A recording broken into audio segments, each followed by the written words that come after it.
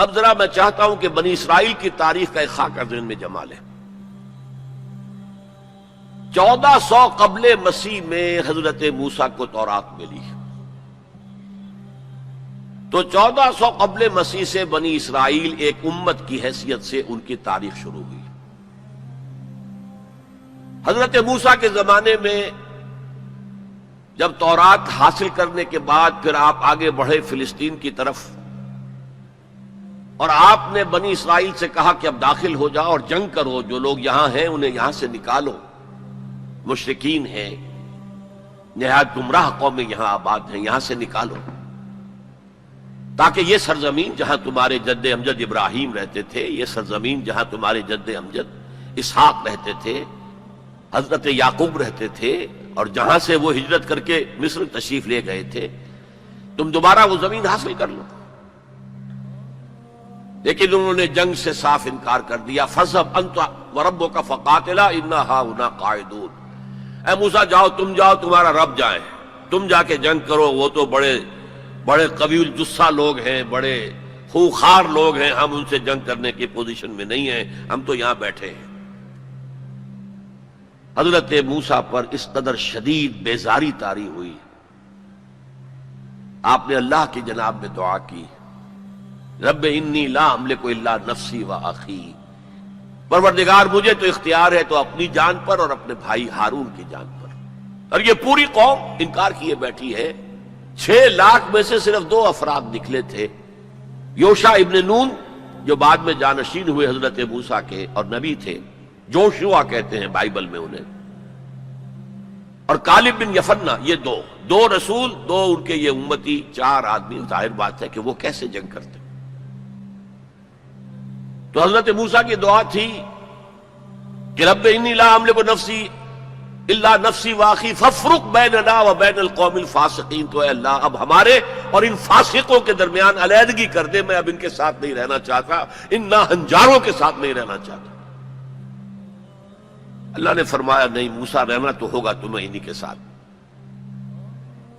البتہ انہیں ہم یہ سزا دے رہے ہیں کہ 40 برس تک یہ ارض مقدس اب ان پر حرام ہو گئی، اسی صحرائے سینا میں بھٹکتے پھریں گے، یتیہون فی الارض،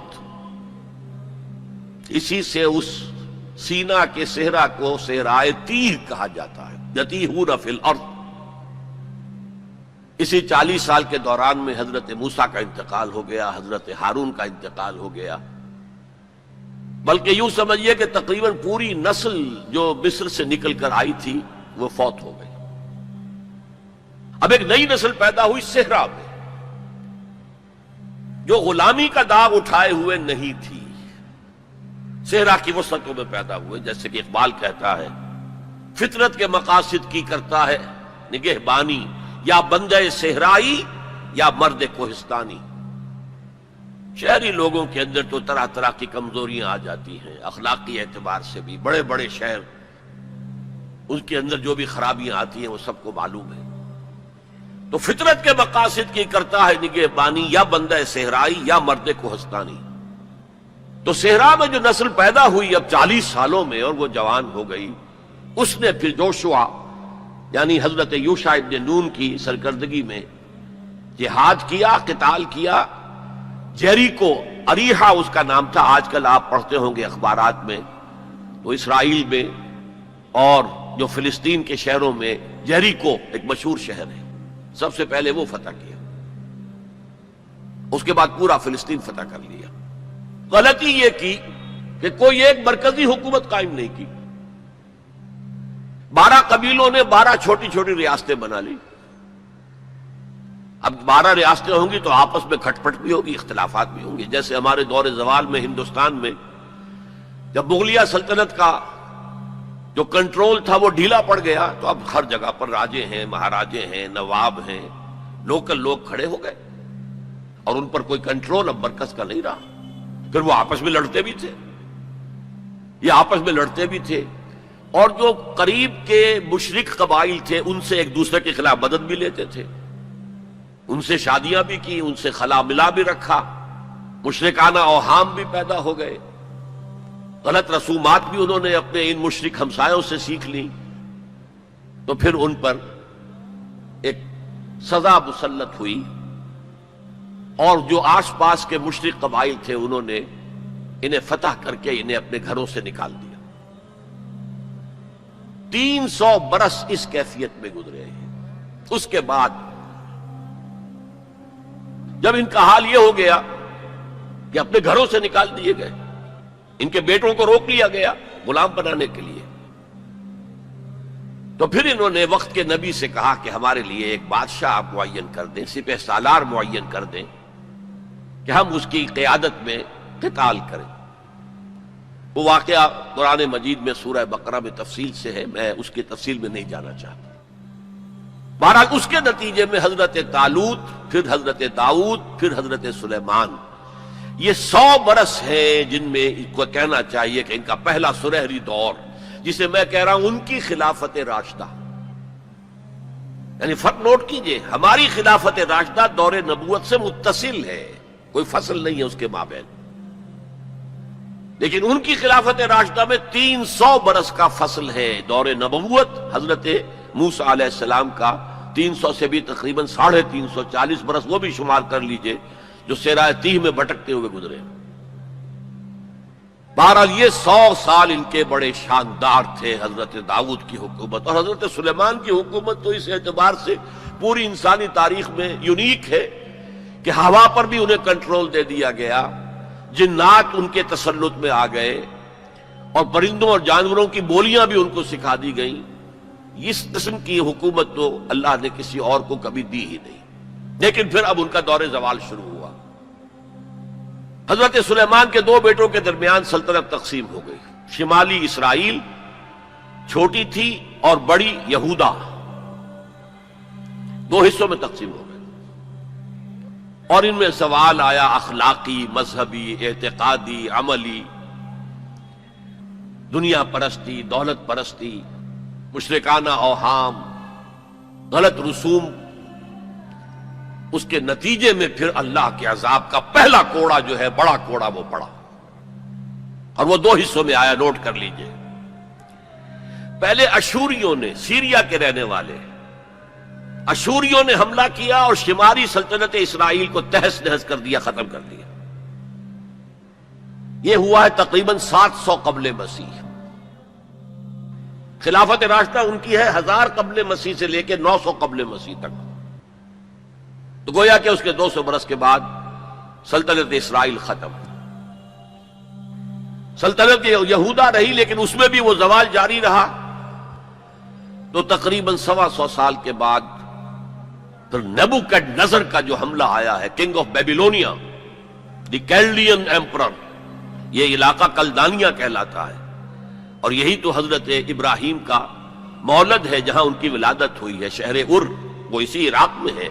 عراق کا پرانا نام جو ہے وہ بیبیلونیا ہے، بابل۔ نیبوکڈ نظر نے جو حملہ کیا ہے، 6 لاکھ یہودی اپنی جگہ پر قتل کیے، اور 6 لاکھ کو قیدی بنا کر لے گیا، بھیڑوں بکریوں کی طرح، جیسے ریوڑ ہانک کے لے جائے جاتے ہیں، لے جائے گئے۔ 6 لاکھ بیبیلونیا لے گیا، وہاں انہیں قید کے اندر رکھا۔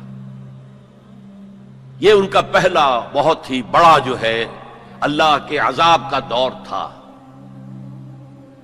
اس میں اس نے یروشلم کی اینٹ سے اینٹ بجا دی، کوئی ایک انسان وہاں زندہ باقی نہیں رہنے دیا، اور حضرت سلیمان کی بنائی ہوئی مسجد کو اس نے مسمار کر دیا، اور اس میں 2 اینٹیں بھی سلامت نہیں رہی۔ قرآن میں جو سورہ بقرہ میں ذکر ہے، او کالذی مر علی قریۃ وہی خاویۃ علی عروشہا، یہ واقعہ حضرت عزیر علیہ السلام کا، وہ جب آئے انہوں نے دیکھا یہ یروشلم کا یہ حال ہو گیا ہے، تو انہوں نے وہ الفاظ کہے، انا یحیی ہذہ اللہ بعد موتہا، یہ شہر جو اس طرح مر گیا، ختم ہو گیا، ایک متنفس زندہ نہیں، 2 اینٹیں سلامت نہیں، اللہ کیسے اس شہر کو دوبارہ آباد کرے گا؟ تو اللہ نے فاماتہ اللہ 100 عام، 100 سال کے لیے موت طاری کر دی۔ وہ واقعہ آپ نے پڑھا ہوگا، میں اس میں اب تفصیل میں نہیں جا سکتا۔ بہرحال اس کے 100 برس کے بعد تقریباً اب تاریخ نے ایک اور کروٹ لی۔ یہ فلسطین کے مشرق میں عراق، عراق کے مشرق میں ایران،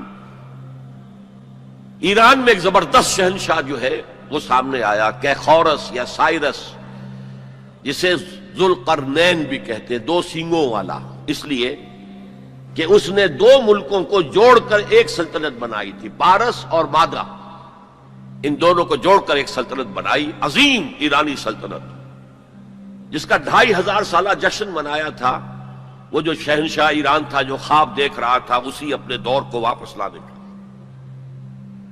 سائرس جو ہے اس نے حملہ کیا بیبیلونیا پر اور ان کی حکومت ختم کی، نبوکڈنیزر کے جو بھی وہاں اس وقت وارث تھے، اور یہودیوں کو اجازت دے دی کہ اب تم جاؤ، جا سکتے ہو، جا کر اپنا معبد بھی دوبارہ تعمیر کر سکتے ہو۔ اس نے مدد بھی کی، اس کے جانشینوں نے بھی مدد کی، ساز و سامان بھی جاؤ بناؤ اور اپنی سلطنت میں دوبارہ آباد ہو جاؤ۔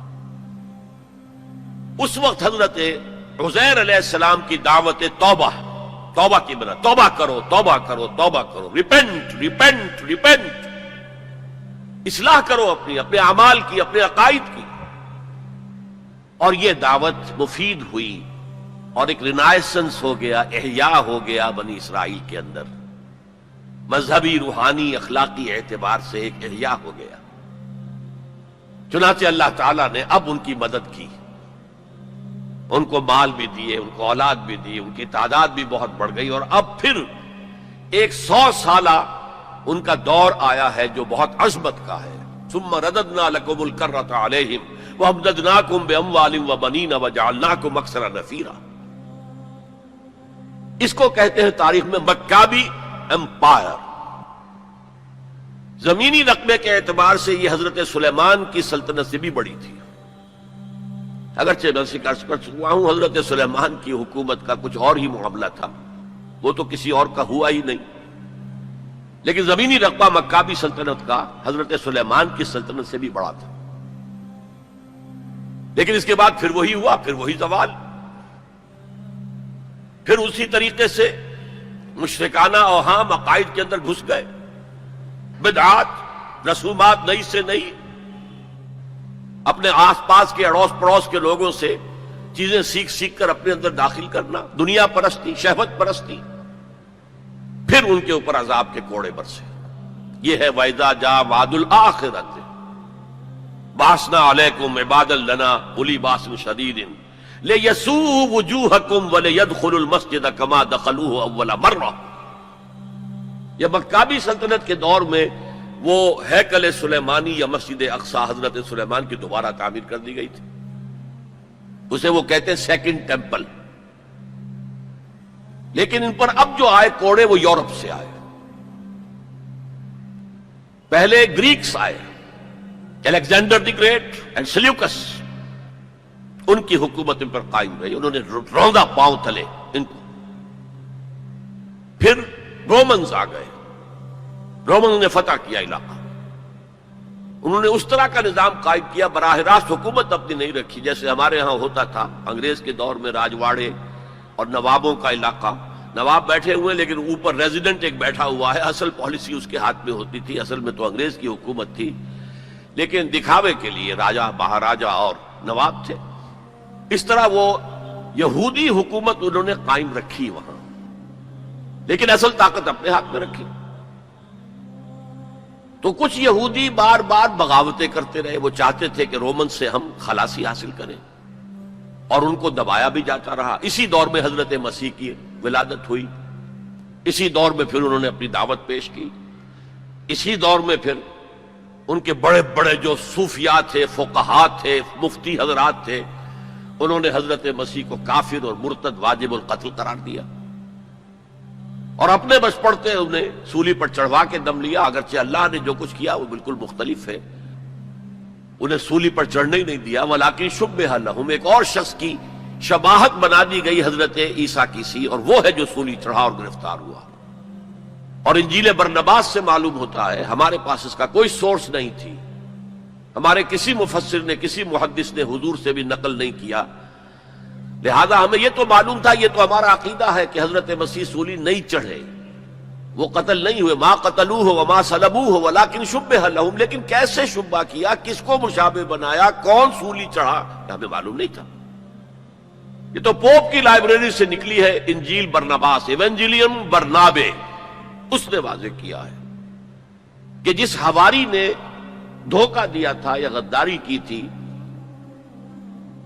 اسی کی شکل اللہ نے حضرت عیسیٰ کی سی بنا دی.